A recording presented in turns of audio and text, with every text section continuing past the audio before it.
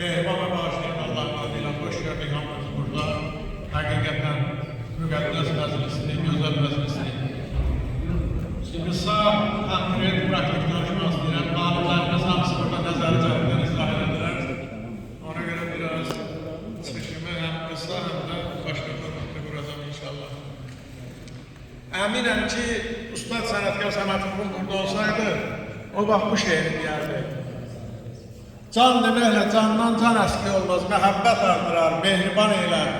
Çor deyənin dəfi nədir dünyada, abad gölünü yıxar, pərişan eylər.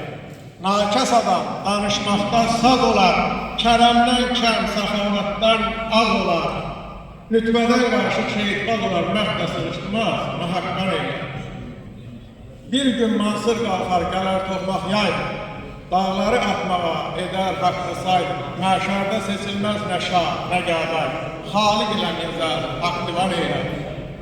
Məzəmmət eyləmə mən binəvanı, sahib-i səltənət deyil gövbər kanı, mənim sözüm yoldan çıxan bolları inşallah qaytarar, müsəlman eylər. Mən istərəm alim mövmin düz ola, meyli haqqa doğru yolu düz ola, dili ilə zəbanı üzbəyiz ola, Ələskər yolunda can qurban eylər. Allah ustadların hamısına rəhmət eləsin. Hoş qaldı Ustad Səməd Vurğuna. Necə deyir, hamımız əzbər bilirik. El bilir ki, sən mənimsən, yurdum, yuvam, məskənimsən, anam doğma vətənimsən, ayrılar mı könül candan? Azərbaycan, Azərbaycan. Bu elə belə misra deyil. Və başqa bir şehirdən bir bəttə demək istəyirəm. Vurğunam vurğunun vurğunluğuna, vurğun vurğarımdır, vurğun varımdır, vurğun vətənimdə vətənsizliyi ilə vətənin varlığın vurğuluyurdu. Allah ustada rəhmət eləsin. Başqa nə göstərmək istəyirəm? Ustad həm də Şah Xətaydan başlamış, Qurbanidən, Aşqal Əskərindən davam edən Ustad Səməd Vurğunun davam elətdirdiyi ənənə bu gün də davam edir. Kimlər necə baxsa da baxsın. Müzəffər ordunun şanlı əskəri, ərənlər yurdunun ər övladiyam. Zaliman zülmünə təhəmmülüm yox, babəhlər yurdunun hür övladiyam.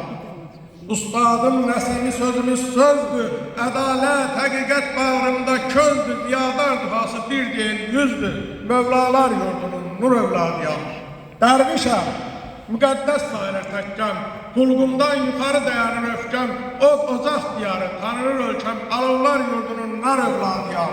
Unutma, Şah babam xətayı başdır, Nadir Şah mətədə tərpənməz daşdır, Müzəffər Ali Başkomandan İlham nə keçilməz sədləri açdı. İgidlər yurdunun ər övladiyam. Tarixdə nəvisi Koroğlusu var. Gen dünya yağıya daim oldular, düşmən qarşımızda yenə oldular, aslanlar yurdunun şir övladiyam. Göydən yer üzünə ərmağan payam, gündüzlər güneşəm, gecelər ayam, ən parlaq ulduzdan torayan boyam, ozanlar yurdunun sir övladiyam. Ustaza, vətənin vətən içində axıb durulur zaman köçündə, min bir anlamı var, adi heçində aqillər yurdunun bir övladiyam. Ustadların ənələri yaşayır, həmişə yaşayacaq, nə qədər ki təmiz qanlı bu millətin övlətləri var. Artıq söz deyənin qanı təmiz deyil, buna şübhəniz olmasın. Və Ustad Ramiz Böyüşü bura dəvət edirəm ona ziyadar mükafatını təqdim etmək üçün. Sağ olun.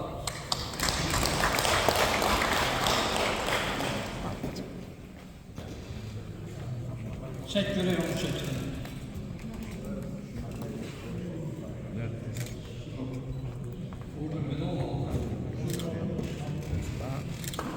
Mükafat hakkında kısa diyeyim, bu Yazarlar Jurnalı yeni kitabların nəşrinə görə təqdim elədiyi mükafatdır və Ramiz Böyüş inşallah burada 202-ci şəxsdir ki, bunun şəxslər öz əlimdən ya da bizim burada ictimai rəqələrdə menacer Nəzakət xanım Əhmədov oturub, o təqdim eləyir kimin vaxtı olanda. Bugün indi Ramiz müəllimin böyüklü üstad bu arada ikimiz də bu şəxsin iştirak edirik. Mən çıxışımlarla sonra mən ona dəvət edildim, bir kəmədə o öz sözlərini deyəcək inşallah. Ekskluzif ixtiyar. Yazarlar.